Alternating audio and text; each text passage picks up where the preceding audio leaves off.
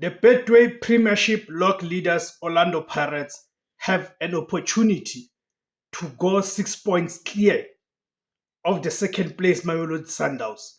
This is as Orlando Pirates are hosting the struggling Marumo Gallants in a Betway Premiership match day number 16.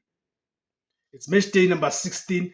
The match will take place at Orlando Amstel Arena. Yes. Now, because it is no longer called Orlando Stadium. It is now the Orlando Amstel Arena, with the kickoff time being at 3:30 p.m. on the 14th, on Valentine's Day, on the Lovers' Day, Valentine's Day, which is the 14th of February 2026. This match provides Orlando Pirates with that opportunity of opening a 6 point gap on Mamelodi Sundowns.